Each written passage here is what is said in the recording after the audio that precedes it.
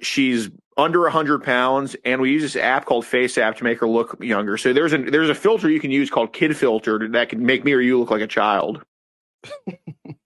Wait, so uh, the 27-year-old, you're saying after you put her through a filter, she can pass for 11? Even that, I don't, even if it's a very sophisticated filter, that still seems like a stretch to me.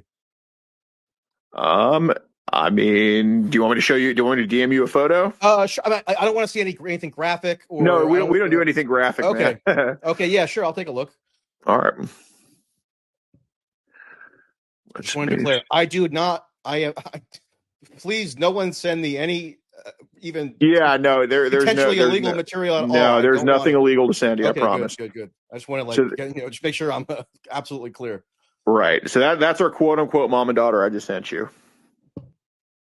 Okay. So the one on the right there is supposed to be The 11, daughter. Yes, and this is after you put the photo through a filter. that's correct. Okay. I mean, she doesn't look 11 to me, but she looks, I guess, maybe you could say that she's a minor, but not 11. But anyway, I guess it doesn't matter. Okay, go ahead. So anyway, I mean, you after we don't think say that you don't think. I mean, you don't think. I'm sort of curious. Like, you don't think the average person, like, if you just surveyed the general population of the United States and you asked, like, what age do you estimate this girl on the right is? You think they would the number one answer would be 11 years old? I think the number one answer would probably be 13 to 14. Okay, so she looks a bit older than the age that you're purporting her to be. Correct. But Okay. it still definitely looks underage to me, and we're going after people like that. So I mean, I could see. I mean, I could see this girl being anywhere from, I don't know, 16 to 22 or something. I think that's a Just based on my stretch, first but blush look. But I mean, it's imprecise. It's not an exact science here. I'm just telling you what my first blush impression would be looking at the photo that you sent me.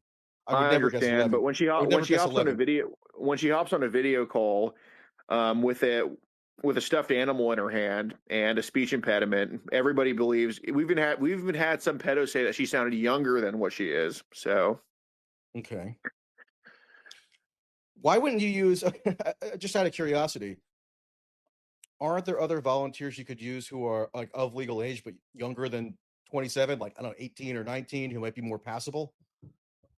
there are, but she's been around for 4 years for us, and ability when it comes to predator catching is availability, and she's dedicated to it, man. She's helped put a lot of people away.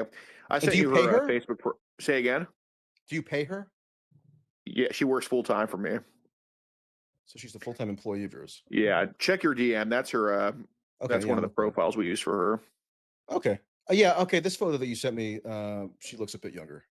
Yep. Okay. So that's it. That's an AI. I mean, it's not like fully AI, but it's like AI down to look. So anyway, yeah, she works full time for me, and we have, gosh, I think like six or seven full time decoys now. So we have a whole How thing do you going. generate revenue? Just curious. So you have like a Patreon or something like that, crowdfunding? But you know what locals is? Yeah. Yeah, we have that. That's our bread and butter. That's like the Rumble, it's associated with Patreon. Rumble, right? Yeah, okay, got Right. it. Yeah, it's like the Rumble Patreon. Basically, we can't post uncensored shit to YouTube, but to locals we can. So what's an example of something that you could post uncensored to locals that you couldn't post elsewhere? Like, what would be So censored but then posted elsewhere? for example, we had a bust recently where somebody named Colin McGuire comes to West Frankfort, Illinois, to a sting house, wanted to have sex with the mom, wanted to have sex with an 11-year-old girl and the mom, Mhm. and he had a whole diaper fetish. He wore a diaper to come have sex with them, Jeez, and how old was he this was guy? he was 21, and he's while we caught him, he was under investigation for child pornography in Bloomington, Illinois. He was not charged yet, but the cops had all his devices. He got new devices and I guess found our account. And he took a shit in the diaper in front of the mom and daughter and wanted to have sex with the shit all over his legs. And God. when the cops came, they had him take off his diaper, and he was buck naked. So I could not post that on YouTube, obviously. And so that's something that And who are the people? Who are the people who are paying to see that uncensored content? They want to see a naked like guy in a diaper. I mean, it was pretty funny, man. I mean, it was funny seeing someone like that go down. I mean, he's a monster. I mean, I guess so. I don't need to see that. I got you. I got you. And then, of course, another guy we caught with a mom and daughter, Jeff Griswold, who's now a convicted sex offender and is never going to see the light of day again because he has now two other counties with open cases due to our bust. He went Where into was he graphic. located? He's in Michigan. So Okay, are you like you're nationwide? Do you have like an area of focus in the country? Like where are you no, based? we have arrests in 48 different states, convictions in 42. Okay, what are the two remaining states? So South Dakota is maybe technically 49, but the guy there has not been charged with sex crimes yet. He's under investigation for that. He got arrested on scene because he hit one of our cameras. So it's kind of like 49 with an asterisk. Okay, And then Alaska, we just haven't been to yet, okay. but that's going to change How this is year. the Hawaii bust? So Hawaii, it was on the Big Island in 2023, and we caught two people there got arrested. One of them got deported, and he was like a Hispanic dude. And then the other Deported to one, where? oh man, I don't So know. the I want Biden to, administration deported someone. I thought they didn't deport yeah, anybody. exactly. I want to say Guatemala, but I could be wrong. But I think it was that. And then the other guy's Okay. psych warded still. He's not fit to stand trial, and not because not because he's special needs. More so, he just is like a true lunatic. Like he just kind of is off the deep end. But Okay. And what explain to me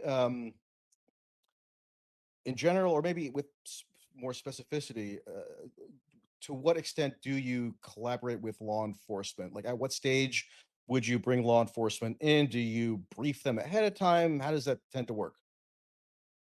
um, so it really depends on the jurisdiction. So there's some jurisdictions who straight up tell us, do not contact us beforehand because then you'd be acting as an agent of the state. So when we go to Spotsylvania County, Virginia, we have a great relationship with the sheriff's office there, but we cannot. They explicitly tell us, do not tell us beforehand.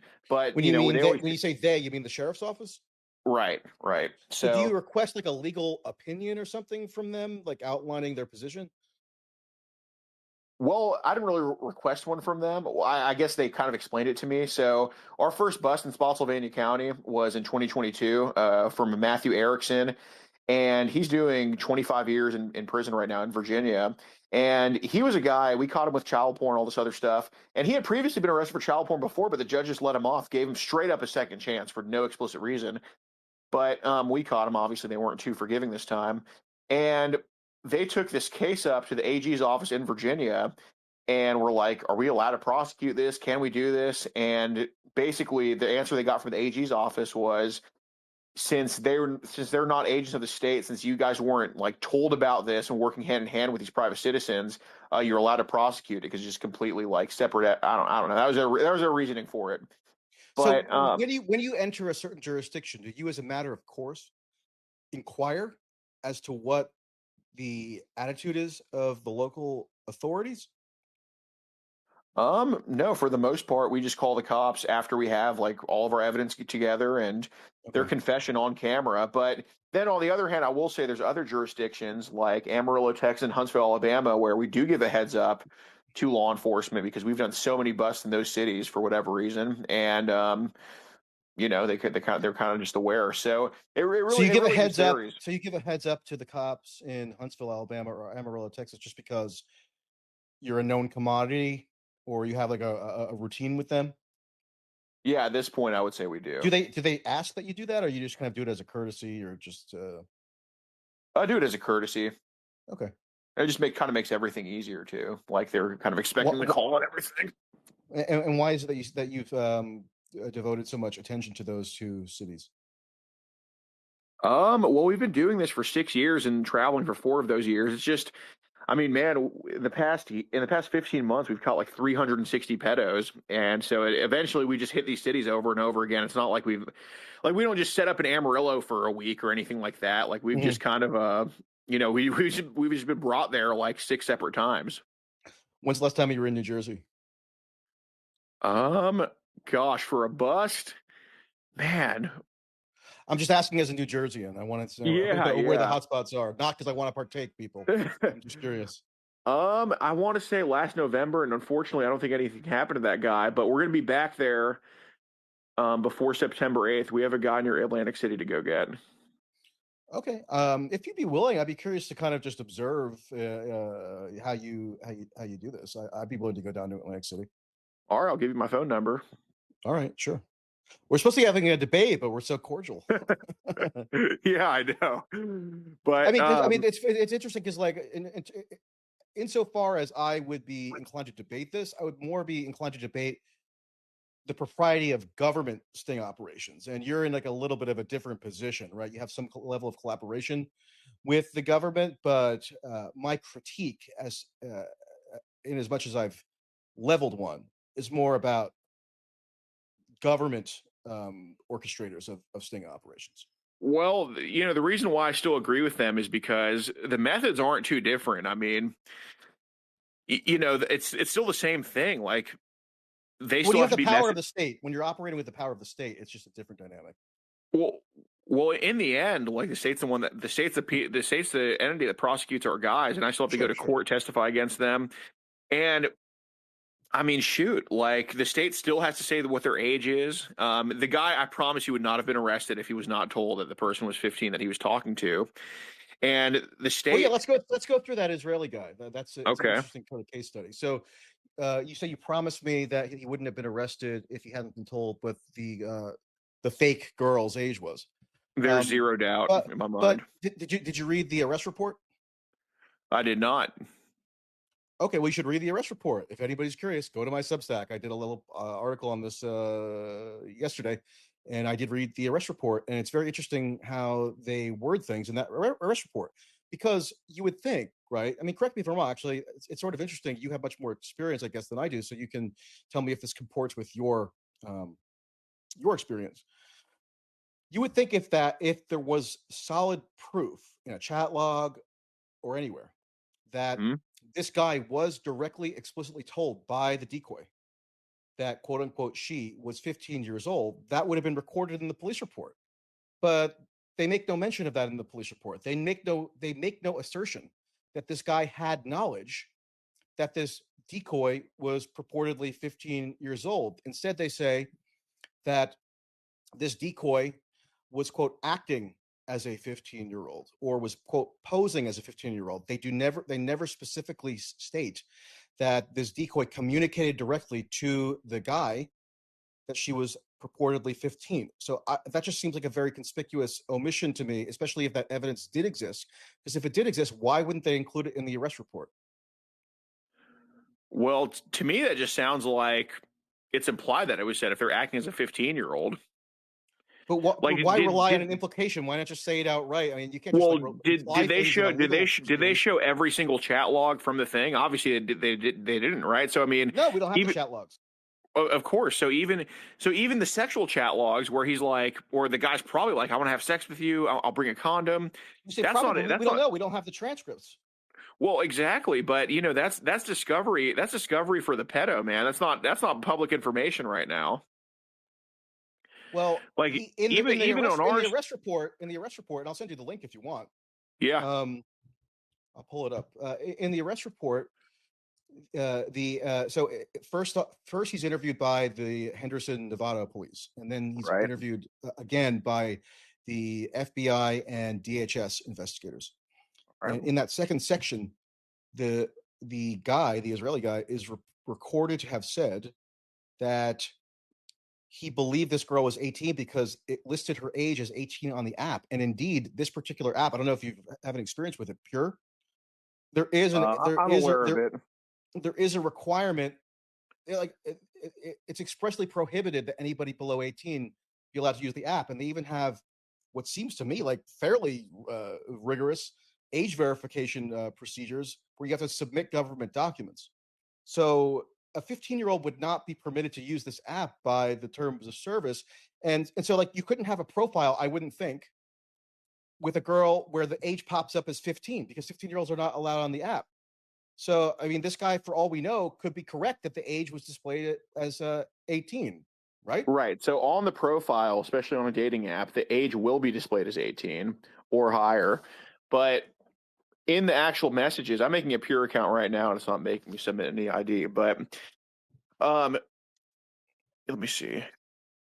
Yeah, If but you go to the Pure website, it spells out their age verification policy. well, their policy is different from practice. Sometimes, Okay. and so on Pure, there's also a thing where you can hide your age. So I just put on my Pure account that I'm 24 years old, Hmm. and let me see. Just clicking all the heights here. Actually, as a matter of fact, I can just screen record this whole thing. But you're able to hide your age on the app. So I know on Grinder too, you can also hide your age. Of yeah, see, I just made my account now. It did not ask for my ID or anything like that, and that's how kids are able to get on because they can just put any But age. hold on, I can put is there maybe another step you have to take to actually become active? Like you haven't uploaded your photos and stuff, right? correct. So let me try to publish something. It all starts with words. Write your bio, photos. I just sent you the link to the arrest report. All right. They call it Declaration of Arrest, which seems like it might be Henderson, Nevada specific or Nevada specific. Yeah. I'm just writing a bunch of crap on here. Publish and feed. You want to I create admit a I did true. not attempt to create a Pure account to investigate. Yeah. Maybe I No, should have. I would. I'm not Yeah, interested. man. I'm personally not interested in having a Pure account. Yeah, no, I can't blame you. But yeah, no, I mean, there's no. I just put my bio. I could put a photo on. I put a photo on there too. Like, there's nothing. Yeah, there's nothing. I just put that I'm 24 years old. I'm 25, and I put that I'm 5'9". I'm 6'4". Yeah, there's no verification on there. It's kind of like Whisper from what I. It's like Whisper from what I understand. You can just kind of put anything you want on there. So that's how a kid is able to get on there. And you see it with Grinder too. I mean, you see a decent amount of news stories saying this 12-year-old, this 14-year-old met this guy off Grinder, and obviously Grinder, you do not have to show ID, even though the age might have to show 18, but you can also hide that. Um, Okay, but okay, let's say it's possible to maybe hide your age, or that an underage person could theoretically lie about their age and still get on this app. Do you think it's right. nonetheless fair to say that a person using this app could fairly presume that they're engaging on an adults only app? I mean, if you look at the terms of service on this particular app, Pure, it's like adamant, multiple sections. This is an adult only app, over and over and over and over again. Yeah, sure. Is it possible that Well, could be the whole skirted? point, the Fine, but the I'm just whole in terms of like the initial presumption for an average user, they could fairly presume, right, that they're engaging on an app that's for adults. right, right. So look, there is no Like this is not the Russian website that you sent me. correct. So, but look, the whole point is that anybody can get on these apps. I mean, shit. I think even I don't know if Roblox is 13 and up, but I mean, we all watch R-rated movies as a kid. We all played Call of Duty as kids. You know what I mean? So, and those were clearly not for kids. The whole point is kids can easily access these apps. So look, it's not Pure's fault that a kid can get on their app. I mean, they can only do so much about it. Well, But they might be liable for it actually. If I could see them being civilly liable if there's right, some harm but done to some underage person as a result of their failure to enforce their age verification policies. I mean, I get it, but they're not Which is inviting why they're kids on so the app. strenuous about proclaiming their policies. Right, and that's good on them. But the point, and the whole thing is, though, it's irrelevant whether Pure has a policy or not. Like, there's no statute, there's no line in the statute that says this can only be done when there's no age verification on the app or when there's an age verification on the app. So it doesn't matter if the site is for 18 up, as long as the person believes he's talking to a 15-year-old, which according to the probable cause statement, it looks like he did believe he was talking to a 15-year-old. I mean, The Israeli guy? acting as a 15-year-old. Right, that's what I'm saying. It's like weasel wording. Acting as a 15-year-old. What does that even mean? Like, I don't know Okay, what it so means to act as I a know 15-year-old. exactly how this went down. So the purpose of the undercover operation, in this case, application platform was Pure and later WhatsApp with phone number to identify individuals who are involved with sexual exploitation. So what definitely happened is he hits her up on Pure, and immediately a Well, how phone do you know he number. hits her up? They don't even say who initiated the quote conversation. She could have initiated it, right? So there's this thing called Internet Crimes Against Children, which they have certain standards which cops have to follow with the chatting, and one of those standards is the first message has to come from the perpetrator. It cannot come from the decoy account. And So if that's the case, why wouldn't they say in the arrest report that he's the one who initiated the exchange? I don't get it. because a probable cause statement is not the It's same not a thing as the probable whole cause statement. It's an arrest report. no, this is the probable cause statement. Like I understand it He had says already arrest been report. arrested. Say again? He had already been arrested. So they already established probable cause to arrest him. Right. No, the whole thing is like why they had the whole thing is explaining their probable cause. So it says details Okay. of probable cause. This is the probable Okay. cause Yeah. Yeah. statement. Okay. You're right. Yes, you're right. Yeah. Yeah. Sorry. So yeah, no, so it's not going to show the full chat logs in there. So when our guy gets so say we have a guy that gets arrested for child porn, right? So our guy Juan Rios we caught in Terrell, Texas a couple days ago, sex offender with child porn. He got arrested for child porn before they dumped his phone because he admitted orally to us and the cops that he had child pornography on his phone. So that's a probable cause arrest. So in that probable cause statement, they're not going to have the whole phone dump ready to go. They're not going to say like, well, he had 42 images of a juvenile, 3 videos of one. They're just going to say he admitted to this to multiple parties. It's on camera and all But this. this guy, they're not in this arrest report. They don't say this guy admitted to anything.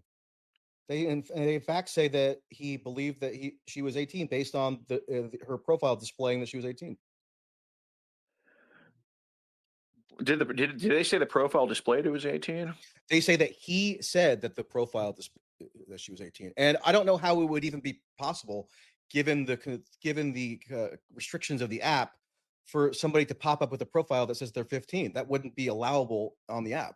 I don't Right. even think So what happened is either there was no age that popped up, or either they just had 18 on the profile. But regardless, he was told because wait. So hold on a second. acting as a 15-year-old.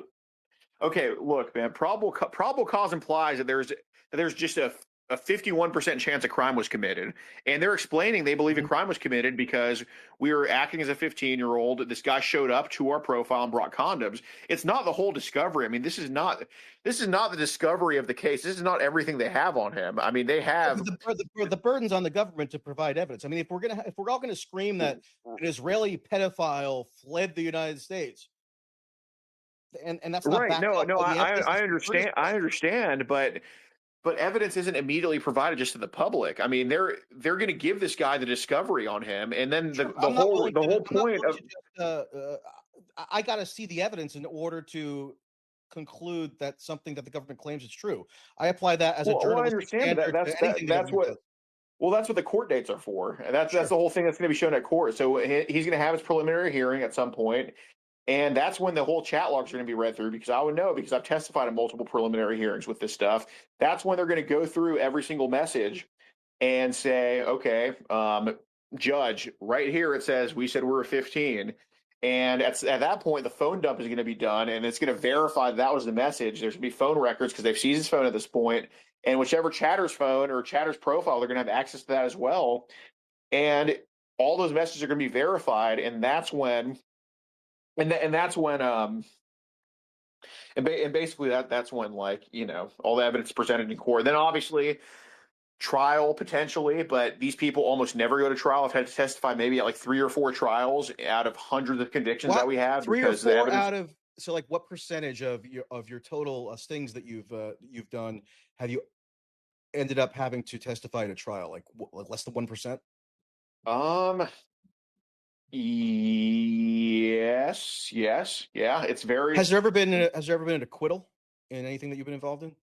no, no. I mean, look, there's been usually when shit gets dropped, which is pretty rare, it's because the prosecutor is just apprehensive to take up something from a private citizen. But it has actually in court.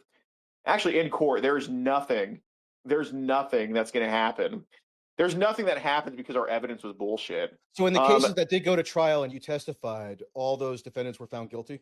oh, absolutely. I mean, it's fucking, and the jury only deliberated for a very short time. I mean, it's a freaking bloodbath for them.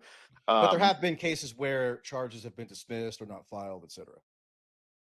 yeah, no, not everybody gets arrested even. But I'll say there's one where a case got thrown out because I was told the day before to show up to Pennsylvania.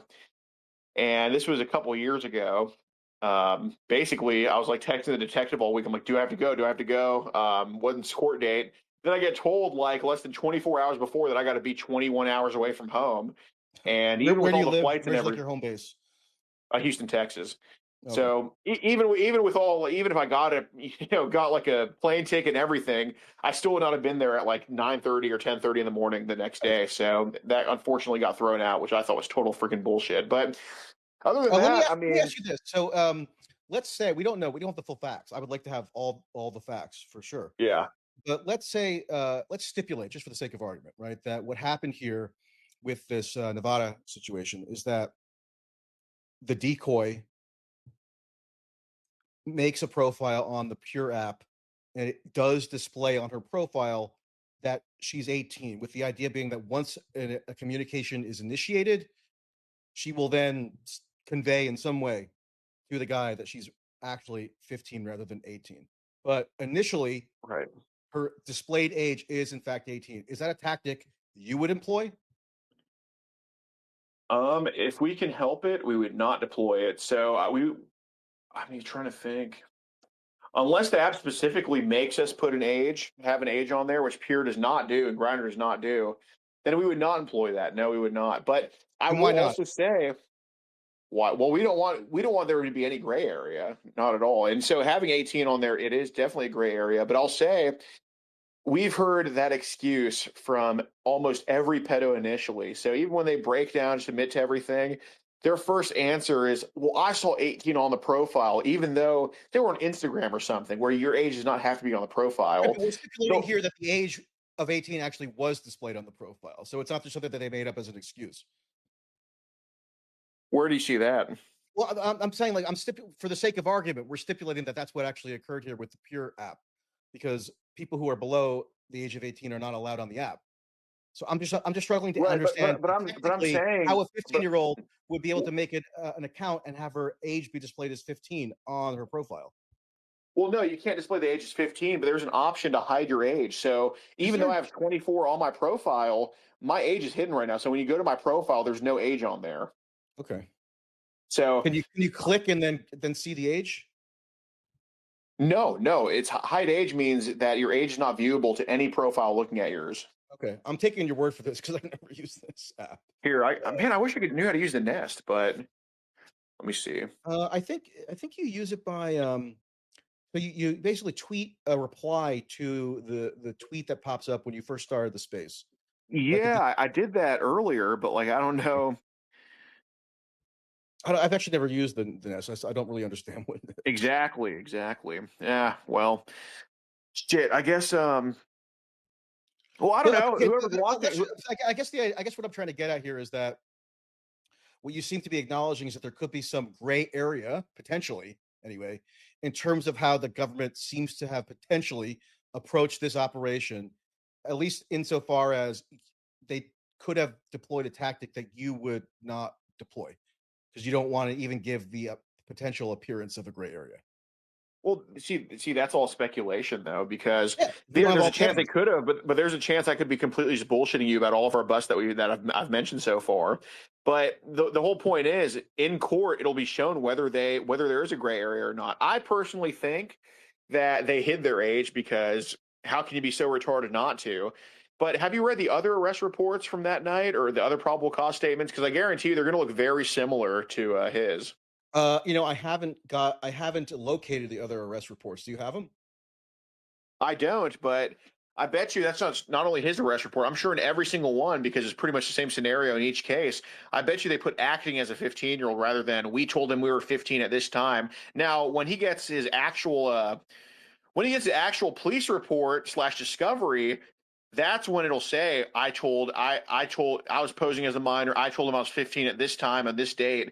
That's not going to be shown on probable cause report. Because me reading Why that probable not? cause Wouldn't that be much more inculpating? Like if there was like just a definitive chat exchange in which the decoy said, "I'm 15" to the guy, like that would be much more inculpating statement. of him in terms of establishing criminal intent.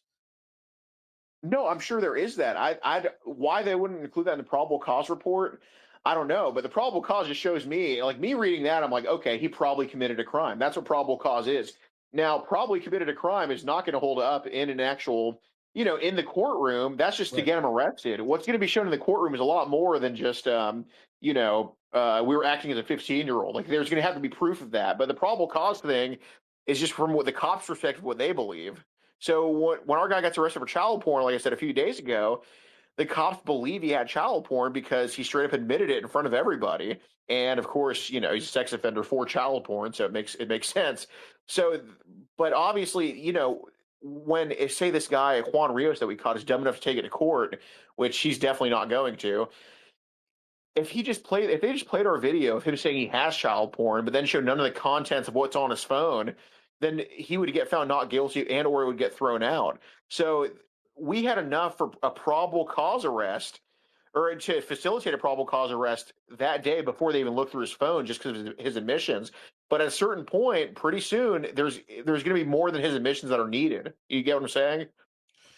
Yeah, I mean, I'm not familiar with the specifics of your individual cases. I've just been looking Well, into I'm it. saying, I'm saying it's the Yeah, same yeah, I get thing. you. Like, Well, yeah. let me read. So this is I'm reading directly now from the arrest report. This is the portion where Alexandrovich is his name. His statements to the FBI and DHS investigators are recorded.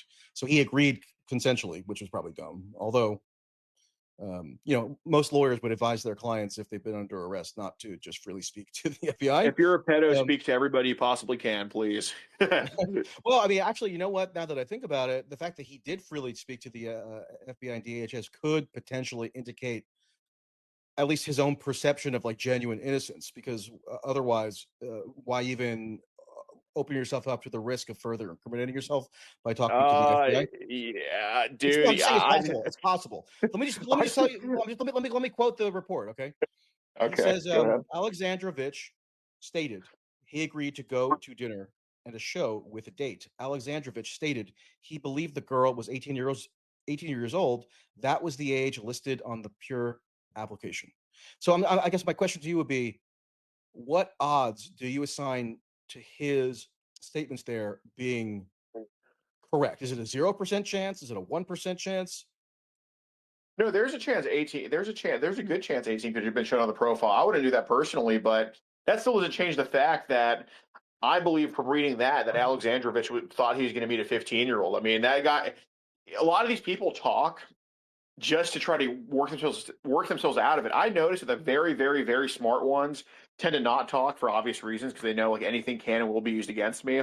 And the very, very, very, very dumb ones also don't talk because they're like, I ain't nope, I got hacked. It's bullshit. And they just kind of walk off.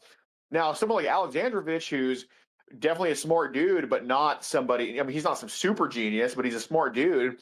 People like He's that will intelligent try to. enough where he works for the Israeli National Cyber Directorate or something, so he's got Yeah, to have some government intelligence. government employees are midwits. He can't be that smart if he's a government employee. So, Well, um, I'd be curious. Maybe we should hope. Maybe they can file his IQ test for discovery, so we can know exactly how smart he is. yeah, but people like that, they will try to talk themselves out of a situation. So you say like, well, he had to have thought he was innocent if he talked. Not necessarily. We No, just had a guy in I'm just San. speculating. I don't know. I'm just saying it's a Okay. possibility. Well, I'm telling you that people have admitted to me as recently as 2 or 3 days ago that they're actively molesting kids slash have molested kids in the past couple months. Named who those kids are, where it happened, when it happened, and all of that stuff. Their kids' age and everything. Just thinking that they were going to talk themselves out of a bigger consequence. So a lot of it is kind of leveraging. Like if you don't talk to us, and you don't say what happened, it's going to go a lot worse. Now, obviously, we can't just say that to them, um, but we definitely imply it because I told this guy in San Antonio, Warren Baker, who we caught, who admitted to molesting his goddaughter, who I have to go in 2 days, go back to San Antonio, that area, and just go do a formal police interview with them now because of it. Um, I was basically telling you, looking at him in the eye, saying that we already talked to his goddaughter, which was not true, and this is what she was saying. And then he ended up coughing up that he, ended up fingering her pretty much and sexually How assaulting often, her. out of curiosity, how often is it the case that one of these guys who you zero in on is engaging in child sex predatory behavior with a family member, whether it's a goddaughter or somebody like in their intimate circle, meaning not just a stranger that they meet someplace? Yeah, well, it's extremely high because I say that I mean it's not over 50%, but it's like a very, very good number of them. It's a big chunk. And that's just what we know, though. That's just what they admit to. Like I say, it's never an accident when these people get caught. So when they take that bait, that's literally the tip of the iceberg. I mean, Warren Baker in San Antonio, he was sending dick pics to who he thought was a kid, and that's like he wasn't trying to meet up for sex with this purported kid or anything like that. I just confronted him at his job over the dick pics initially, and then that's Now, when he started talking do about you the have to God. examine every dick pic yourself?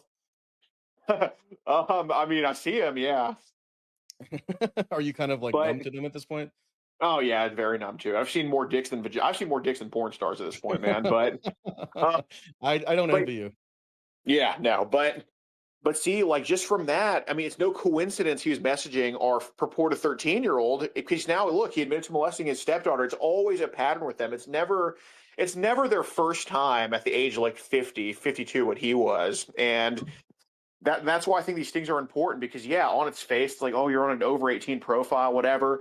But you get told the age, and there has to be something fucked up with you if you can even if the 15-year-old that they're posing as is very just forward saying, I'm in the hotel room alone, come fuck me, blah blah blah blah blah.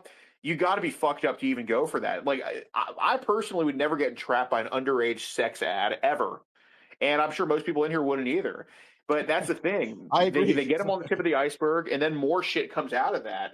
Almost Okay, always. let me ask you this. Okay, so what percentage of these guys would you estimate would not have otherwise ever engaged in any kind of uh, sexually predatory behavior with a child, but for your involvement? Well, let me go through. Let me go through the list of our last 10. So we had Edward Bulmer in San Antonio. I don't know if he's bailed out yet, but he's in Bexar County Jail. If not, he admitted to molesting his own sister in Fort Worth a few years ago.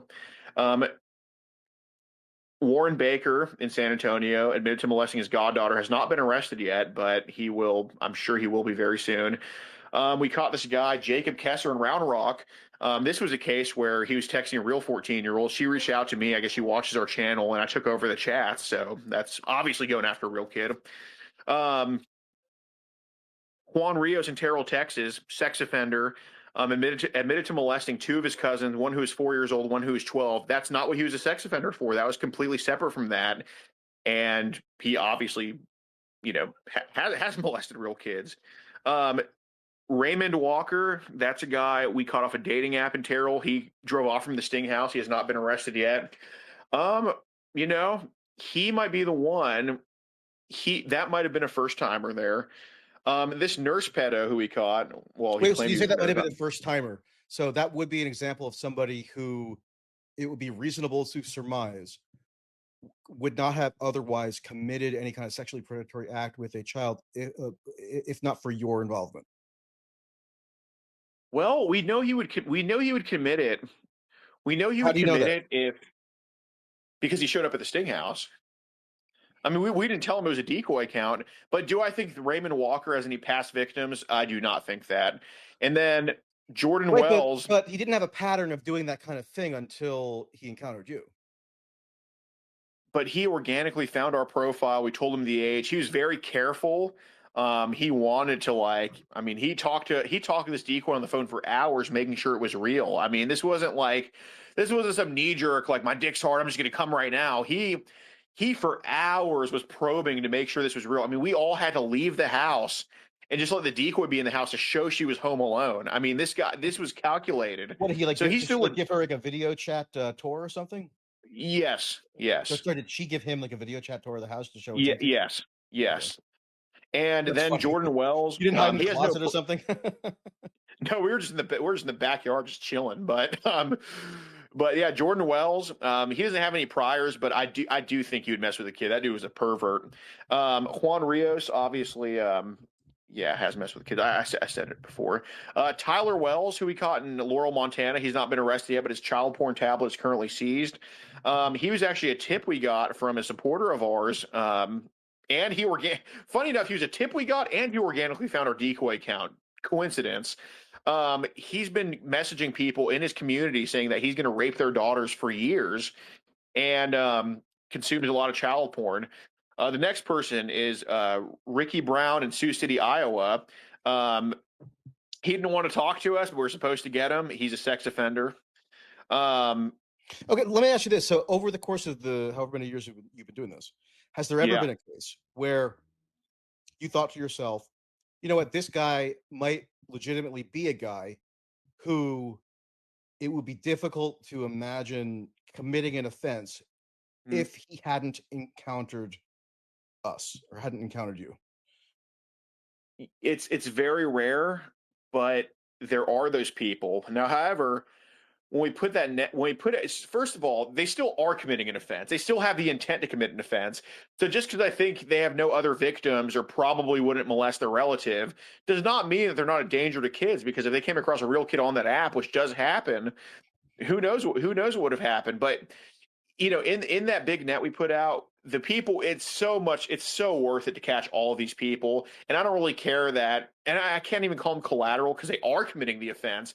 But if we're catching some really lower level guys who are not as dangerous to the other people we catch because we Well, have the can you net so describe high, then those that's guys, like okay. the guys who might be collateral? Like, what's the basic profile of those guys? I understand that you're saying that they're a minority, it's maybe a small Sure. minority of the people that you've dealt with, but of within that minority of guys, like sketch out their profile to me. Like, why is it that you could classify them as collateral?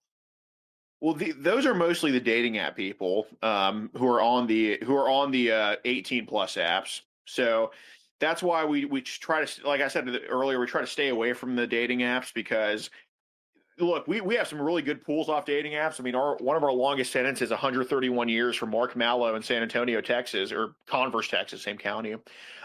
He was a teacher. I guess he was on leave when we caught him. He was out on bond for child porn. When we caught him with child porn again and going after a 14-year-old decoy boy. He was off Grinder, and that was an insane pool to be off Grinder that we got like a. I mean, it is a life sentence, 131 years. So So these guys who you're saying could be considered collateral because they you found them on dating apps. Are you saying that in general they were not using the dating app because they wanted to procure an underage person? They were actually trying to maybe find an adult romantic partner, but ended up getting embroiled in the situation where maybe they were offered something underage, but they otherwise wouldn't have like actively pursued that. likely there's likely a few of those, but I still maintain that anybody Okay. who goes for an underage decoy account is a danger to kids, just some less than others. I mean, we haven't caught him yet or anything, but 'cause we had to kind of wrap it up. But we were on one of the local apps in San Antonio, and over 18 app. This is an app where our age is showing on the profile. He hits us up. We say we're 13 years old, and he's immediately wants us to come into like this live stream he's doing. He's like smoking meth, calling us like baby girl.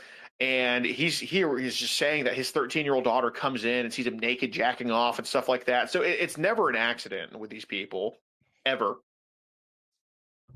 Hmm. Okay. I guess if there are situations where a guy legitimately was on a dating app and was legitimately seeking romantic companionship or a hookup or whatever it might have been with an adult and then ends up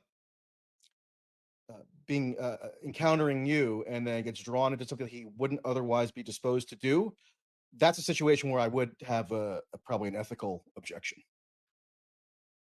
Well, sure, but if those people are occasionally going to get caught, to get a Juan Rios or a Jeff Griswold or James McRander who is actively molesting a stepson in Jacksonville, Illinois, who's still in jail for that to this day, if getting those people who are kind of like borderline gets all those other people locked up, because we can't really, I mean, we can be pretty specific, but we can't just target people. We kind of have to put out a net no matter what. If those people get caught up in it because they're have that intent, even in that split second, to go after a kid, then so be it, man. I mean, pretty much, if you have full intent to just only date adults, you would not be messaging who you think is a kid. That's just plain and simple. Even though, yeah, even if you're a first timer, even if you're not looking for a kid, if there's truly just no intent to do it, you just wouldn't be doing it. It just comes down to that. You know, there's a famous saying in like in the annals of law, legal philosophy, that it's better for 10 guilty people to escape than for one innocent person to be wrongly imprisoned essentially. So I understand that, but they're you can't tolerate in yeah, I in like an Anglosphere legal system innocent people getting wrongly um, uh, convicted essentially or entrapped or cajoled into illegal behavior because it's better for 10 guilty people to go free than to do that to an innocent person. I guess well, that's sort of roughly consistent with what my attitude is on this stuff. So if I see. hear you saying that you find it to be justified that there was this quote collateral damage because it serves some higher purpose in your mind, I would still have to voice an ethical objection to that. Well, that's the thing. I mentioned collateral, but I kind of refrained from saying that it is collateral because they're not. I agree. One innocent is more important than 10 guilty or whatever, but they're not innocent. They're just less guilty than the other people. Like, yeah, some guy off a dating app is probably, I'd rather have him walking around than a Juan Rios or a Jeff Griswold or whatever. I could name all these people that I think are really, really bad. But no, they're still getting caught because they met up with a underage who they had full intention to So meet when up with those an guys meet underage up kid with for an sex. underage, when you say those guys on the dating apps who might be considered collateral but maybe are still guilty, they're liaising with an underage person. Are they liaising with 11, 12, 13 year olds, or is it like just below the age of consent? Um, I would consider them more. So it's like a Again, 17. Is it they thought that they were talking to maybe an 18 or 19-year old. It turns out to be a 17-year old. Is it something like that, or is it more extreme where it ends up being an 11-year old or something? no, we don't waste our time posing as like 16 or 17. I mean, I'm Okay. not I'm not saying that it makes it okay to do that, but it is still a resource thing. Like, but no, on the dating apps, I guess this recent time we no, so Jordan Wells was going after 14. Raymond Walker was going after 13. No, on the day we're still going young on the dating apps. Like, we're not. Okay. I guess I'm just trying to sort of conceptually distinguish between the guys who you encounter who are generally repeat habitual offenders, meaning they have a track record where they Right, have like, indisputably harmed children. And by you catching them, you're putting a stop to their ability to continue harming children. So that's one right. category. And there's another category where it's guys who would not have otherwise been disposed or motivated enough or uh, in a situation where they would actually go out of their way to harm children, but because they get embroiled with you, they can be accused of harming children. I think those are important kind of like conceptual distinctions. So I would object much more to the latter category than the former category. Is that fair? It is fair, but we know somebody's not going to harm children if they just don't go after our profile. So when I refer to the dating app guys, maybe that's their first time coming across someone underage online. But now we at least know those people, if they were to come across a real 13-year-old, we know how they would handle it. So it's basically a preemptive.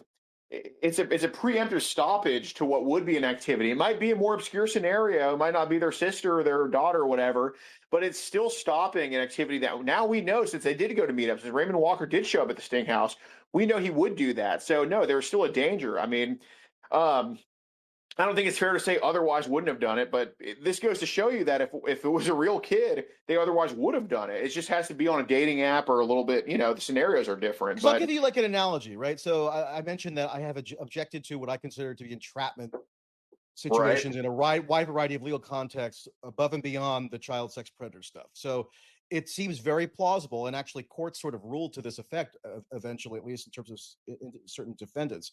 It's very plausible that the so-called right-wing extremists who were uh, accused of conspiring to kidnap the governor of Michigan, Gretchen Whitmer, they would right. not have been in a position where they could even be accused of doing that, most likely, if not for the involvement of like undercover FBI assets and so forth, or confidential human sources, or what have you. So I object to a situation where the government, or perhaps even a private actor, but definitely the government, insinuates itself into a situation where there's no crime that could be cognizable or that could be reasonably seen as imminent, and then takes action to facilitate essentially the manufacturing of the crime.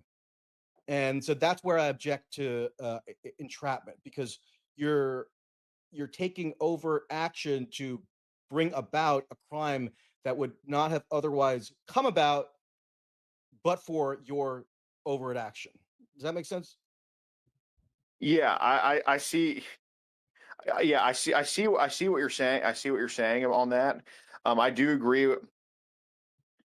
I do agree with the whole Gretchen Whitmer thing, but swiping right and coming across a kid is a lot more practical and a lot more feasible than just finding some FBI agent online to go kidnap the governor. I mean, that's just a totally out of left field thing. And yeah, I agree. The FBI should not have done that. But anybody can swipe right. I mean, I can probably go say I just buy like, whatever premium dating app bullshit is on there, and I just have unlimited swipes. Eventually I'll come across probably a real underage kid. And that's what we're trying to stop. Mhm. Now, do you think that one of the justifications for sting operations, or one of the justifications I remember for the original To Catch a Predator show, was that it would produce a deterrent effect, meaning people would see that this was going on, and if they had even the slightest inclination to potentially attempt to sexually propositions a minor on the internet, they would be dissuaded from doing so because they saw the TV Hmm. show and it informed them about what kind of trouble they could get into. Um, Yeah. do you see any evidence that what you've been doing, or even what the government did in this Nevada situation, is actually producing a deterrent effect? I mean, is it dissuading people from genuinely victimizing children who might have otherwise been inclined to, or is there no discernible deterrent effect at all? And that's actually not an outcome from these operations. Man, these people are so fucked up and sick in the head that I'm sure it does deter some of them, absolutely. But most of them, no. These people have such a motor for children. Like I compare it to the Energizer Bunny. You put them in jail, the Energizer Bunny's going to keep going. Then it gets released from jail and it's going to keep going. No, there's no deterrent. Jail is not a deterrent for these people. That's why they all need to be shot and killed. But no, we had a guy we caught recently, Nathan Binkley in Sebring, Ohio. I believe the FBI is taking his case up, so he has not been charged yet. But he produced two SD cards full of child pornography. Um, when we talked to him, and obviously now the SD cards are in police custody, but Nathan Binkley was an Instagram follower of mine. He watches my channel. He knows my name. He's like Alex Rosen when I went to go confront him. He still talked to me, confessed to all this child porn. Of course, he's a sex offender. So the registry was not a deterrent for him. Um, a year in jail on his first offense was not a deterrent for him. Him knowing who I am, I kid you not, dude. He linked one of our catch videos to the decoy in the chats and still went forward with it. No, It it reminds just me of goes to show it you. reminds me of To Catch a. It was like, I think it might have been the first or second To Catch a Predator episode ever, when the guy it was like what was it? His username was like Special Guy 25 or something like that. You know what I'm talking about? Where he shows I'm up, not. No, I'm not too he shows sure, up, but he shows up naked to the decoy house, yeah, yeah, okay, I've seen that. Yeah, and yeah, then the next day he shows up again doing McDonald's to do the exact same thing. dude. There is And no he's consequence. wearing an Operation Iraqi Freedom T-shirt. I remember that. Yeah, no, and that's the thing. That's why it's so important that we keep doing these sting operations because there's just no deterrent for them at all, and they straight up just need to be caught. I mean, my God, we caught a guy. Oh my God, Juan Rios was just released from jail in February of this year, and I asked him, "How do they treat in Dallas County? Were you in general population, or were you in protective custody?" He's like, "General population." I'm like, "How was it?" He's like, "Oh, it sucked." And dude, less than 6 months after getting released, he tries to go have sex with another 11-year-old kid. It's unfucking believable. Um, So, Mark Morg, what is your take on Epstein and Trump? Changing the subject a little bit, I'm curious, like in terms of the themes we've been drawing on here, yeah, and this yeah, obviously is a little bit beyond your personal experience. But what is your sort of sure. general take? Oh man, I mean, I didn't vote in 2024. I'm very right wing. I'm a right wing extremist for sure, but I didn't vote in 2024 because Trump is way too buddy buddy with Epstein, and I knew the list was not going to be released. It's all just bullshit, Oh, and really? So yeah, you say you're a right wing extremist. I'm sort of curious how you abs- define that. But in any event, actually right wing.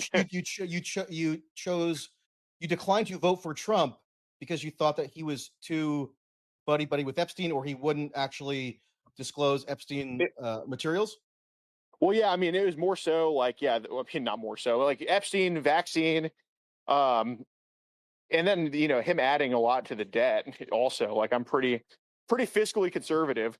So, but anyway, as for the Epstein You thing, agree with Musk? well, I mean, I don't know how much we align, but I mean, Okay, yeah, yeah, I mean, give me your Epstein definitely take. when it Sorry, yeah, forget yeah, Musk. when it comes to the Doge stuff, for sure, I agree with them. But no, I mean, if you watch Trump's interview before the election, will you release the JFK files? Yeah, I'll release them. Will you release the MLK files? Yeah, I'll do that. Will you release the Epstein files? Oh, Yeah, maybe I'll this was him look. on some Fox News, like it was sort of a Yeah, podcast or yeah, yeah. something. You know the clip Yeah, I'm talking about yeah, exactly. yeah. So, I mean, then And that put you off. That disenchanted you. yeah, and then RFK too. He had Did an you vote for interview with Trump Jesse. in the prior elections? Yeah, yeah. Well, no, I'm 25, so I couldn't vote in 2016. I was in high school, but Okay, 2020, I voted for Trump. Yeah. okay. And were you like satisfied with that vote, or were you getting alienated from Trump even after 2020? Or Well, were you so enthusiastic about Trump at any point? I was. I think 2016 to 2020, I liked him a Because you lot. voted for Trump after Epstein died in the custody of the Trump Department of Justice. Right? Yeah, but I was naive enough to think that even though Okay. Trump's guys are running the government, that Hillary that Hillary somehow was able to sneak someone into the prison just under Trump's nose. Yeah, I was naive to think that Trump's just so helpless and just they're all after him and all this shit. Um, but yeah, no, 2021 when he was still pushing the vaccine is when I became like, what the fuck are we doing here? And um, yeah, no, I was So what off is the your Trump best train by then. what is your best assessment as to why Trump is taking the attitude that he's taking right now with respect to Epstein? Like he says, it's a hoax, it's bullshit. He's aggressively dismissive of it. What's your best interpretation of why Well, he's taking the attitude that he is? well, I asked Thomas Massey that on a space earlier today. It was cool to just Oh, ask him the really? question.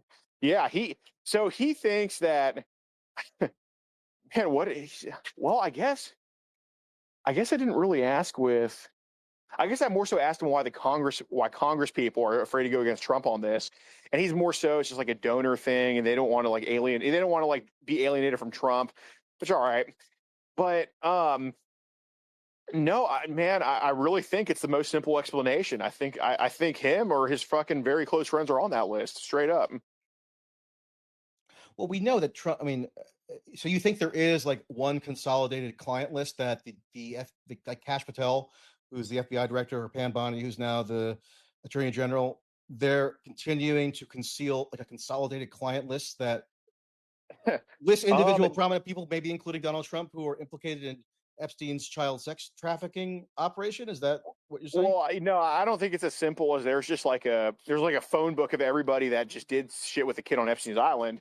However, in all the files, do I think there's at least one person who's in a position of power that is either Trump or Trump's friend? At least just one who's implicated criminally in those files? Absolutely. So I'm just asking for one arrest to happen. Then we can worry about the rest. But I don't even think one arrest will happen, and that's yeah, no, but as for just like, is there just like a list they're just hiding? That's all the names? Probably not, but there is at least one person who's done some criminal shit to kids that they can arrest and indict right now, and they're not doing it, and that's Well, a problem. When Cash Patel, the current FBI director, when he was a private citizen, he would be going on podcasts and Rumble and Yeah, stuff yeah, and saying yeah. there was a list. He's saying he accused the previous FBI director, Christopher Wray, of having a list of pedophiles that he was concealing. So it's not like there were any lack of prominent people who were in fact saying that there was just such a list, including the current FBI director, which is kind of crazy. Yeah, and the whole thing with the whole thing that like, oh, but the Biden admin is the one that destroyed it. I'm like, well, who is the president before Joe Biden? It makes no sense to me. That would be Donald J. Trump, I believe. I Right, have a bit of exactly. a different take on Epstein, I guess, maybe than you. I've done a lot of, I followed the issue intermittently for maybe the past decade when I first saw that, after I first saw Virginia Roberts Giuffre's motion for joinder that she filed in 2014 when she accused by name Alan Dershowitz and Prince Andrew of having been two of the prominent people to whom she had been allegedly sex trafficked as a minor. And then she also named a whole category of unspecified people, like foreign princes and prime ministers and so forth. So I've been following it since around that time, but I've done, an extremely deep dive, let's say, and I've done a bunch of articles and a bunch of podcasts and so forth since, especially early July. And I got to say, and this might be a controversial statement. Actually, I'm sure it will be, but my basic take now is that roughly 90% of what people think that they confidently believe about the Epstein story, broadly construed, there's many kind of dimensions and elements and loose ends and so forth. But around 90% of what people think that they stridently, confidently believe about the Epstein story is basically bullshit. And then there's another 10% that is more legitimate, meaning Epstein did, procure girls in the Palm Beach area who were teenagers, some of whom were above the age of consent, some of whom were below. The girls kind of recruited one another. They were advised by one another to potentially even lie about their age if they were underage. Of course, that's no excuse for a man in his 50s, Right. legally.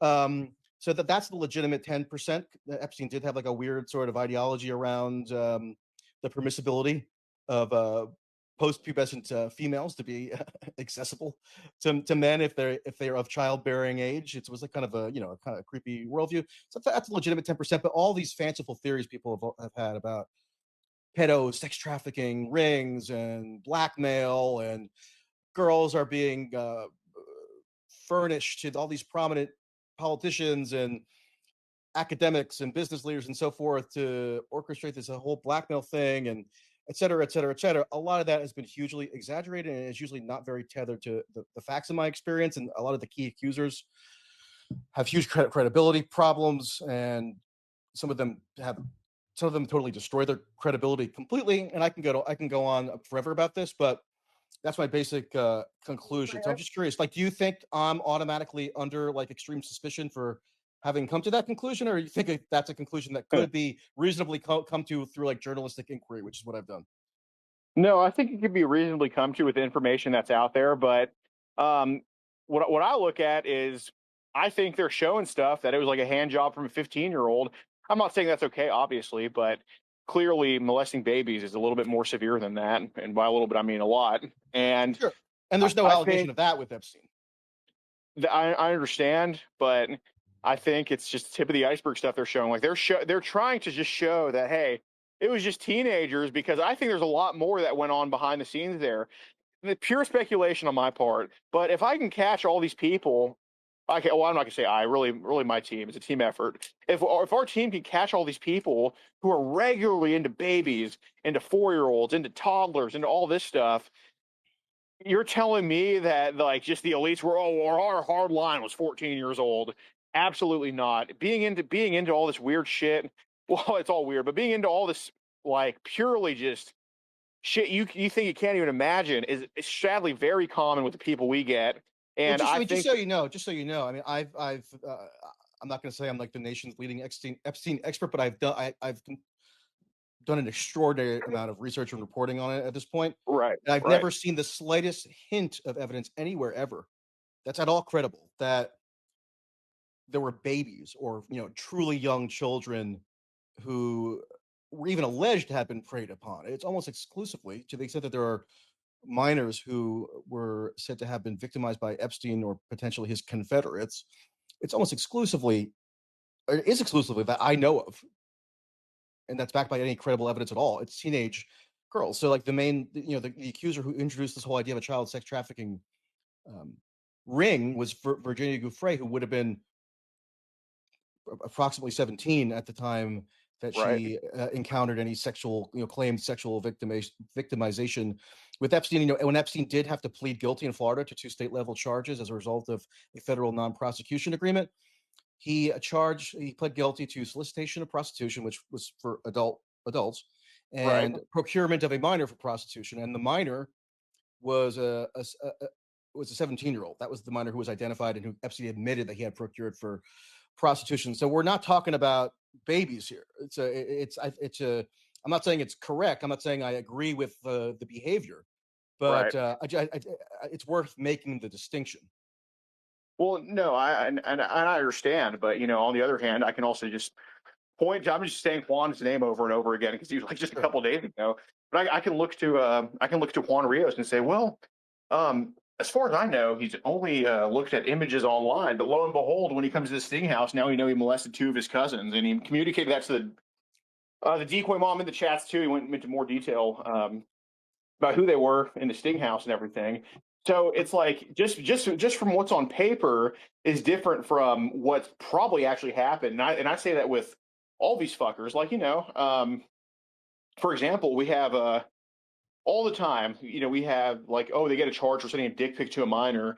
And then, sometime later, one of their relatives reaches out, or somebody else reaches out saying, "Oh, he did this to me when I was this age," and they never get charged for it. So that's what I'm thinking is with Epstein too.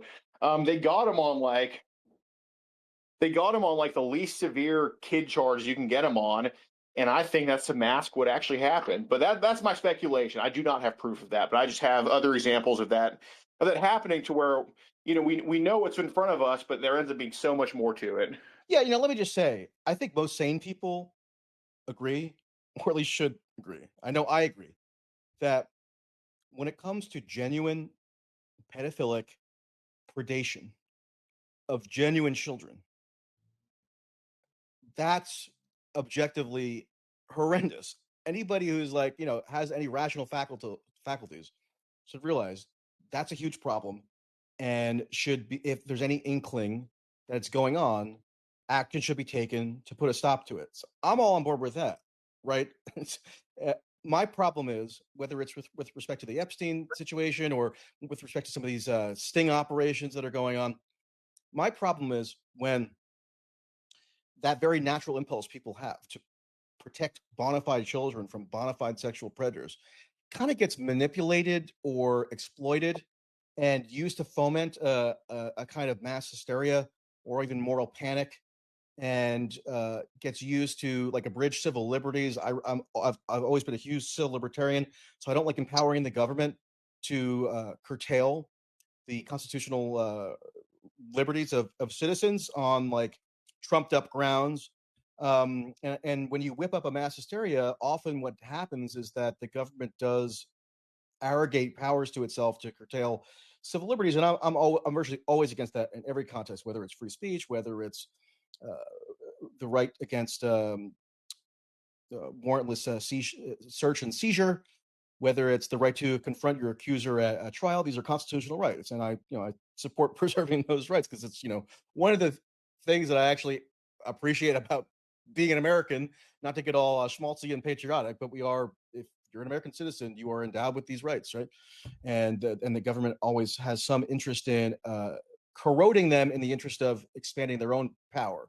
So I'm against that, and I do think that this what I call pedo hysteria. I'm not accusing you of that necessarily, but Mhm. there's an element, especially on the internet, right, where there's clearly a level on which a lot of people like kind of almost psychically crave like a constant supply of pedo hysteria, meaning not they wouldn't be hysterical to actually want to protect bona fide children from bona fide sexual predation, but they want to also concoct these sprawling theories around elite pedo sex trafficking, whatever, or they want to like agitate for government agents to go on what probably is a mostly adult serving app and maybe see if they can entrap somebody because it would just like it's always satisfying to maybe nail some quote unquote pedo.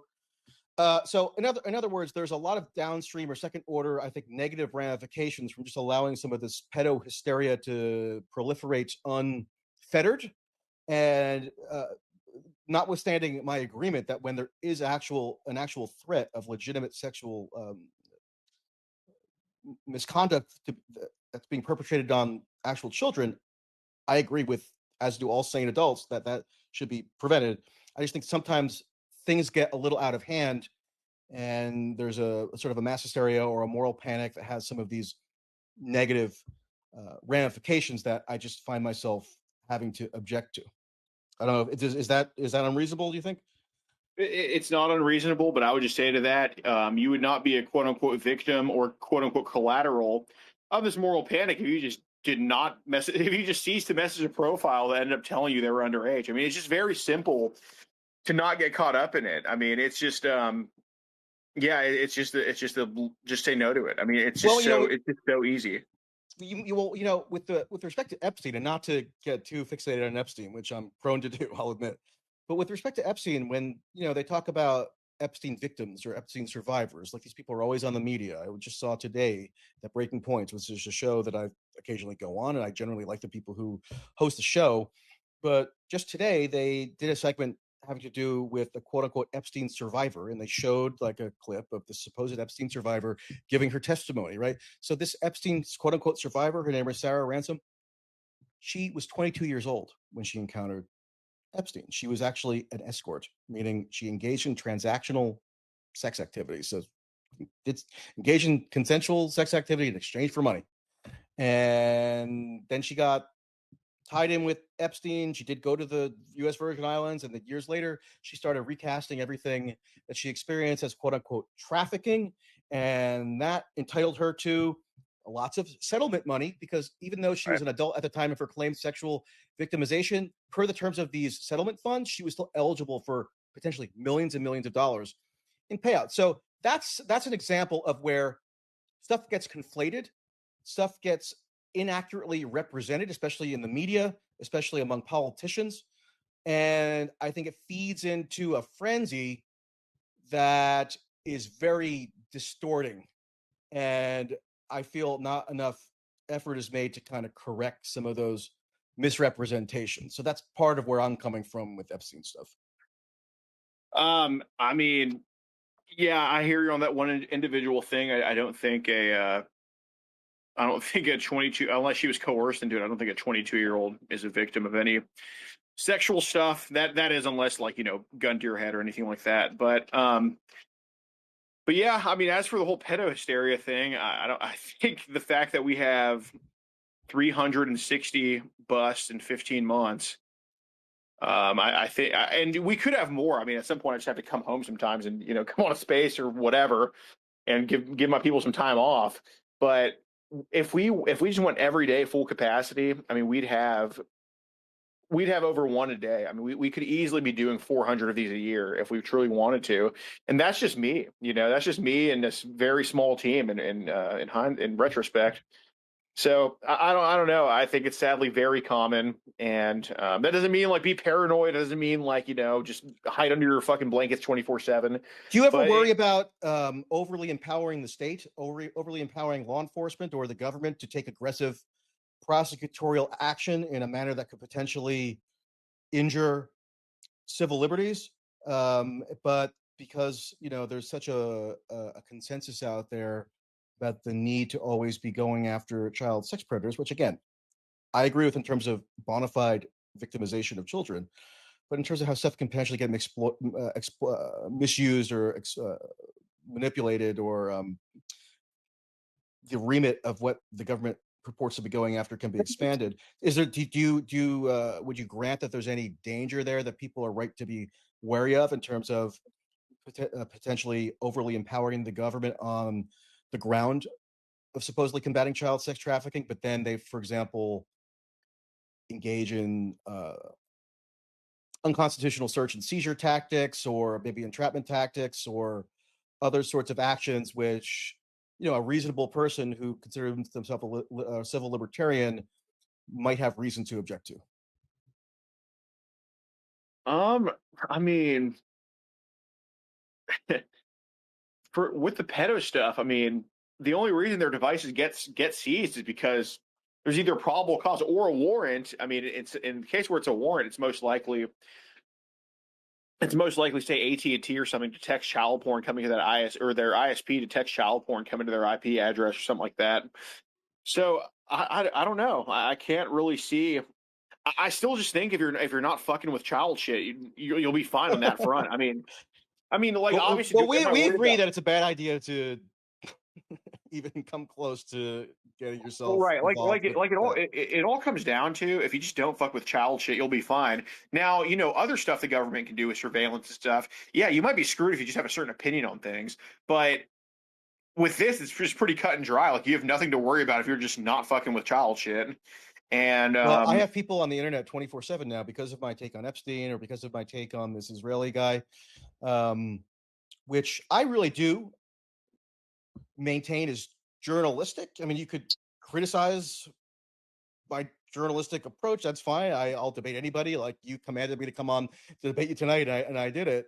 yeah, But no, I I respect think it. I think imputing me with foul motives is just it's like it happens constantly now, where everybody wants to assume or imply or sometimes just outright assert that what I'm really secretly darkly motivated by is my own sexual depravity. Like I'm a secret pedo. Check my hard drive, all this crap, which I'm sure you're well aware of. And like, of course it's not true, but like I can never convince anybody of that because it's what they want to use to discredit my political arguments or my journalistic arguments, right? Well, that's the thing. One, that's between you and them. Two, No, I know. I'm not blaming you for it. two, no, I know, but two, that's just people's opinions on you from what you're saying. Now, I don't think it's ever going to get to a point where you're going to be in some where your devices are going to be seized or where you're like, get your No, I door agree kicked down. because there'd be no So, basis to it all.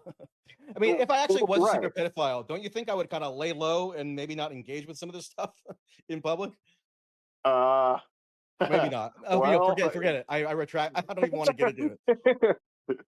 Hey, so no, Alex, dude. I actually found this. I found this pretty interesting. It was more informative, really, for me than even a debate. I'm sure we disagree on some stuff, but I don't know. I enjoyed it. What did you think? Yeah, absolutely. Good timing too, because I have to get going here in the next two Yeah, yeah. minutes. So you sent me your phone number, right? I did. Okay, I'll text you, and let me know when you're coming to New Jersey. Maybe a week. As far in advance as I you can. And I I'd estimate definitely be curious to come meet you and watch how it all goes down. I estimate I'll be there either September 6th or September 9th, depending. Okay. So I have a trial in Pennsylvania on September 8th, so I'm either going to do it the day after or a few days before. Okay. Sounds good. I will make a note of that, and I'll text you once we hang up here. But yeah, let's. I think this is a good place to wrap up. Yeah, man. Good conversation. Thanks for coming on. All right. You too. Bye bye. All right, we'll let a few speakers up before I get out of here. If you're gonna bring up some speakers, I'll stay on just in case they Okay. evoke me. Okay. Let's give it like maybe a 10 or 15 minute limit or something. Something reasonable. All right. Yeah, guys, the Michael Tracy shit talk hour is not happening quite yet. It's still going to be on, y'all. I know you guys all wanted to trash talk me behind my back, but I'm staying around. Yeah, no, we'll let up two speakers, man, because I got to get going for real. But let's see. All right, call me Cole. Anybody else want to come speak? I don't know how long he's been. Oh, he just dipped out. Oh, is he on there? Uh, you have done quite a lot in terms of catching people and stuff. Have you ever tried getting into the government things or like any of that before? Well, it's just very rare. I mean, I guess except in the case of this Israeli dude getting caught, it's very rare to just come across some government officials just on where we're decoying. I mean, we're getting some really bad motherfuckers and we're going to some dark places, but like, I think the government people have their own ways to get what they want to get without having to risk an online thing. Yeah. Uh, well, it's one of the questions I had. Another one is, how do you feel about the whole David Bazuki Roblox thing? How they're allowing predators to be online on the platform? Um, I can't hear you too well, but I heard Roblox. I assume you're asking me about the. Hold on. The David Bazuki thing. Yeah, I assume. Shit. So the whole guy who's like kind of stirring up shit for Roblox, rightfully so. His name is Michael, aka Schlepp, and hold on. You hear me? Michael. Well, hold on, Drew. Hold on. But yeah, the whole guy like kicking Roblox in the ass. His name's Schlepp, and he yeah, man, he's decoyed some people for us online from Roblox, and those Roblox people almost always are into child pornography or have groomed other minors online. So I think it's a good thing he's exposing. And actually, as a matter of fact, his first real life Roblox predator bust was one he handed over to me, and his name is Amori Hunt in Polk County, Florida, and he just took a plea for child pornography that we caught him with. So yeah. Wow. Uh, Another thing, the last question is, Yeah. how do you feel about the David, like the whole CEO thing? How he's allowing, this whole security team is allowing us to be online on the platform and making sex games on Roblox. I mean, I think I'm going to sound like a quote unquote pedo hysterias, but I think allowing those games. I mean, it's because they are pedos, or at least get off on them just destroying children. Like, I think this whole thing with the normalization of pedophilia is, I don't know if that's the end goal of pedophilia itself, but I think it's truly some type of just population control or having a fucked up population, because these games where it's like these games aren't on the front page. They're not like money makers necessarily, or big money makers. So there's not even just like a morally bankrupt thing where it's all about profits. I mean, I think they truly take solace in that kids' minds are being fucked up. I think they're just truly evil people. That's the way I look at it. Uh, yeah, some of the games I have actually tried to report and stuff, including people were in there. They had voice chat and stuff. Also, I'm sorry if I'm saying things wrong this time. Um, Yeah, there's some. uh, they had all kinds of voice chat stuff, and some grown man, by the way, was being uh, baited by one of the some predator cat or something, a someone online or something, and what do you call, I think I can call it. All right. They were openly admitting to having child pornography Oh yeah, yeah. on their on their Oh man, PC. it's crazy when they think they're talking to other pedos, or when they think they're in a safe spot. It's crazy the shit they'll admit to, just in the chats. But all right, Cole. We're gonna let Allie ask a question, then we're out of here. Look, I thank you for letting me talk to you. It's an honor talking to you. Yeah, man. Thanks for asking. Thanks for coming up. Alrighty, have a good one. All right, all right, Allie. Hey, Alex, thank you so much for having me up. I don't know if you're a Florida resident. You mentioned, picking up a guy out of Polk County, Florida. So I'm in Florida, and actually we passed and got signed into law the anti-grooming bill, which makes it a felony 3 for adults to sexually groom minors. And Hmm. really what was interesting about the whole process was the pushback that we got, and the concerns around First Amendment rights when it was clearly defined what the crime was. It was harmful, explicit communication and conduct with adults and Yeah. minors. And a lot of states have this gap and this loophole that exists because the luring and enticing component can't happen until after the child has been groomed. It rarely Right. happens. And so it was interesting to see pushback from certain lawmakers saying, oh, well, that's infringing on First Amendment rights. And we're like, no, you have workplace harassment laws, sexual harassment laws Hmm. that protect adults from other adults, sexually harassing you, but you're not awarding and affording the same protections for our children. And so ultimately it Right. passed here in Florida and Iowa, Arizona, Georgia, Montana. But it's interesting that the First Amendment, issue comes up when you're talking about sexually grooming and inappropriate communicating and having inappropriate conduct with a minor.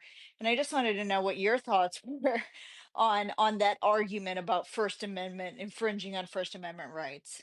Well, so I'd say with that, surprisingly, I mean, I'm not saying it's fucking enforced, obviously, but surprisingly, Minnesota has the best law when it comes to grooming a minor. So you think Minnesota won't, but they do, because we've had some charges on this just from. So we had a guy in Leesore, Minnesota, named Dennis Barta, and he met up with our 12-year-old decoy. Sex wasn't explicitly talked about. Like, it wasn't like we're gonna go have sex at my place or anything like that. And he ended up having child porn too. But in Minnesota, the law says that if you believe you're talking to someone underage, or you are talking to someone underage, any communication discussing sexual conduct for the arousal of one of the parties involved. So basically, in Texas, if I tell some kid, "Hey, I'm jerking off right now," that's not a crime. But in Minnesota, if you tell some kid, "Hey, I'm jerking off right now," that's obviously for your arousal while you're telling them that over the internet. That itself is a felony in Minnesota. And so Dennis Barta was charged because he was telling the decoy, like, you should touch yourself, or I'm touching myself. And then when I asked him in person, I'm like, "Hey, man, was that just kind of turn you on?" And he's like, "Yeah, it was just kind of get me going in a way." That's they've been admitting to a felony right there. And I think every state needs to have something like that because just anything, yeah, describing or relating to sexual conduct with the intent to be aroused. I think that's not. I think that's past the First Amendment. I think there's criminal intent with that. Now, obviously, describing sexual conduct like a sex ed video played in some seventh grade classroom. That's not with the intent to arouse. So that's the difference between. That's the difference when describing sexual conduct is breaking the law versus not breaking the law. You know what I mean? Hey, Yeah, it's actually can I ask you a interesting. question about that law? Would you mind? I just read the text. Sure. Well, and I So want to mention, it's actually interesting you mentioned Minnesota. I used to live there. And so it's interesting that you mentioned that because I'm glad that they have that law. I'd be curious to know how often they use that law because they tend to lean very lenient on crimes against children. So Oh I'm glad no, that they're your lenient guy as was shit. able to But get, yeah. yeah, like we get a lot of arrests in Minnesota, but man, we had a guy get charged with that, and he got 8 days in jail as his sentence. I mean, it's fucking ridiculous.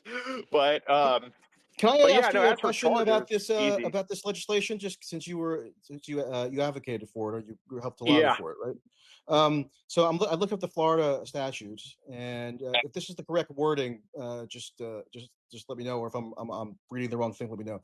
So this is the statute that was enacted as of 2024. It says an adult who engages in a pattern of communication to a minor that includes explicit and detailed verbal descriptions or narrative accounts of sexual activity, sexual conduct, or sexual excitement, and that is harmful to minors commits a felony of the third degree punishable as provided in so forth, etc. A person's ignorance of a minor's age, a minor's misrepresentation of his or her age, a bona fide belief of a minor's age, or a minor's consent may not be raised as a defense in a prosecution for a violation of the section. So, by the letter of the law, unless I'm misreading something, because the age of consent in Florida is 18, theoretically, are we now to assume that, let's say, if a 17-year-old who engages in a quote pattern of communication with a legal adult, let's say, I don't know, throw a number out there, 22-year-old, that involves some dimension of a narrative account of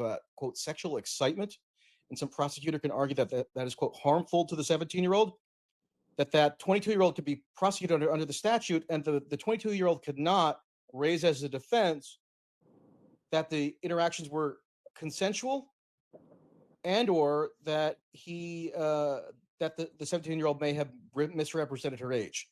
Is that on the mark It, here, or am I misreading so something? so I'm glad that you brought that up, Michael. Sorry, go ahead, Alex, if you're going to address it. well, I'll say with age misrepresentation, I don't think any adult should be charged if like if some 17-year-old saying, "Well, I'm 19," then it turns out they're 17. I'm sorry, tough shit. I don't think they should be charged. I don't think an adult should be charged with communicating with them in that case. But But they as could be for per the letter of this law, right? yeah, So that go ahead, go so to ahead. answer so to answer that, basically what we're setting ground on and who the Senate sponsor was is a former prosecutor. His wife is a prosecutor, Senator Martin. So it was done in conjunction with conversations with DCF, sex crimes, and Florida Department of Law Enforcement to ensure that no one got wrapped up in the statute that would be wrongfully charged with this. So when this happens, obviously there has to be a consent factor. And when you're talking about a 17 to someone, like you said, 22, they do enact or they do look at the Romeo and Juliet clause, on top of the fact that upon investigation by law enforcement, it has to go thoroughly investigated through law enforcement, and then a prosecutor has to decide to prosecute. And in most cases, if it's a consensual relationship, so let's say a 17-year-old consenting and in a long term relationship or even a short term relationship with a 22-year-old, a law enforcement officer would have to make the active decision to push this to a prosecutor, and then the prosecutor would have to make an active decision to prosecute. And most But of the hold on, time, I'm those sorry to interrupt, but safeguards. it says that the text of the statute that's been enacted says a minor's consent may not be raised as a defense in a prosecution. So you could say that there's might be certain law enforcement officials or whatever who exercise discretion, but by the text of the statute, the 17-year-old consenting to the communications with the 22-year-old may not be raised as a defense. Well, that's the thing. Just then, as a 22-year-old, just don't do it. Like, obviously, a 17 and 22-year-old is not as severe as like a 30 and a 13-year-old, but just don't do it. There's going to be 22-year-olds who like do not follow every newly passed Florida state statute. Too bad. Too bad. At some point, the line needs to be drawn. At some point, it just needs to be drawn, and it is what it is. The only thing I disagree with that in the law is like, well, say a 17-year-old is saying they're 19. Yeah, I mean, the guy should not be charged with that. But I'm sorry, if you know the person is under 18 and you're just still screwing with them online, just don't fucking do it. It's just very simple.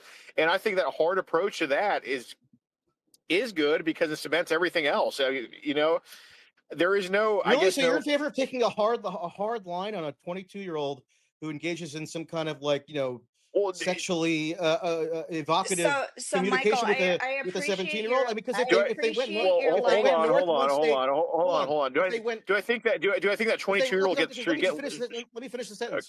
Because if they went Okay. north one state to Georgia, then it wouldn't be illegal at all. No, Well, it the actually age of is. They consent. have a grooming bill in Georgia, so just so you know, Well, they do. But the age of consent is lower. The age of consent is lower. Look, the age of consent, yeah, in Georgia it is 16, but the age of consent should be 18 nationwide. That should be a federal thing. But yeah, just look, do I think a 22-year-old sexting a 17-year-old should get life in prison? No, I don't. But do I think he should still be prosecuted for it to send a message to everybody else and to know that, hey, we ain't fucking around with all this stuff? Absolutely. So Okay, well, yeah, I guess just don't do it. that is a big sort of philosophical difference between us because I Well, can't but imagine but advocating that the to your state ruin a point, Michael. 22-year-old's life for To that. your point, But he's Michael, it's philosophical in nature. You have prosecutorial discretion to decide if you are going to prosecute that individual. And I can tell you from teaching law enforcement about human trafficking, about counter trafficking measures, about anti grooming and sextortion, that they are not targeting the 17 to 22-year-old that's in a consensual right, relationship. They are right. targeting the substitute teacher that was actually arrested using the statute that was sexually grooming a 15-year-old student. That is who they're targeting. Do So you have if a you list of everybody who's been prosecuted so far under the statute? no, So then how do you know who's been prosecuted? How do you know that there has been nobody prosecuted who would Well, fall under that it's category that we were just talking about? well, it's still like a level of common sense. Like it's kind of an obscure example, but I was in Sometimes you jail can't for trust the government to exercise common sense. correct. But I was in jail for 10 days for a fucking speeding ticket in Virginia. I kid you not, 30 over, and What? yeah, it's ridiculous. Did you but have like a bad driving yeah, I had record or something? yeah, no DUIs or anything, but yeah, a lot of speeding tickets, But look, we were like screwing around with the guards one time, like, just nothing like bad, but just like kind of joking around. And I accidentally crossed this line with my feet I should not have crossed. Like, I stepped over this line I'm not supposed to step over. And technically, I guess I could have been charged with escape, but obviously I wasn't trying to escape or anything like that. And nobody really cared. But but I guess according to the letter of the law, I could have technically broken it by stepping over that line, when the door was open. So, it's like that with the 17 and 22-year-old. There's still like prosecutorial discretion, and yeah, I think Allie's right. There's not that's not what they're looking for, and if they are, I don't agree with that. But why should a prosecutor even have the ability? Why should a prosecutor even have because the at some ability point, to exercise the discretion to because the law prosecute a needs because the 22-year-old law needs to be over drawn 17-year-old? because at some point a line needs to be drawn, and that's where the line should be drawn. That's why. That's it. It just doesn't seem rational to me that the line would be drawn there where any 22-year-old can be prosecuted. Well, where do you think it and should be basically drawn? have their life How would you derailed. how would you rewrite it? As I said before, like when there's an actual instance of bona fide, legitimate predation of a bona fide child, not some 22-year-old and his 17-year-old girlfriend or something, and ruin the 22-year-old's life. But the reason No, I why, don't agree with that. the reason why the age of consent is 18, it's not because like a 17-year-old, just is like looks like a twig and just flat chested, whatever. It's because of the mental maturity level. Like that's why I think So it should be. 17-year-olds in Georgia are much more mentally mature than the 17-year-olds in Florida. I don't know. Probably not. I think it should be nationwide 18. Absolutely. Well, it's not. Right. Well, that's my philosophical difference. Okay, there you go. I mean, I don't have a strong even preference or opinion on what the exact age should be.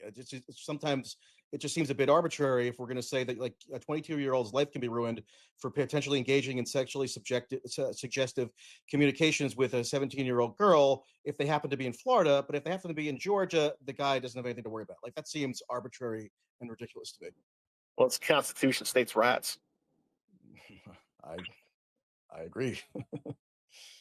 All Well, right. thank Well, you so much, Alex, for having me up, and Michael for this engaging conversation. I appreciate you both. yeah, no, Yeah, appreciate you as thanks. well, Allie. All right. Well, I'm out of here, y'all. Thanks to everybody that tuned in. If y'all want to follow what we do, it's Predator Poachers, PREDATOR space POACHERS on YouTube and Rumble. And I'm mtracy.net. Now you reminded me to give a plug. mtracy.net. yeah, and do you get money off like engagement and just comments and shit like that? Does that help? I have people buy Substack subscriptions. So that's yeah. All right. Well, if you want to buy a subscription and leave a comment on your opinion, then go ahead and just if you want to support it, please do. But yeah, man, I appreciate you coming on, and it seemed like we agreed on a lot of things, disagreed on a lot of things, but I'm still looking forward to having you on a bus in New Jersey. I want to show you how we do it, and see what happens with your opinion on it, whether it changes, stays the same. I think it would be interesting. All right, and we'll hit the casino in Atlantic City afterwards, maybe. Well, I don't gamble, but we can view it. People watch. We can people watch. That's right. But all right, take care, Alex, and take care everybody else who joined. Yep, y'all take care. Thank you so much. Bye.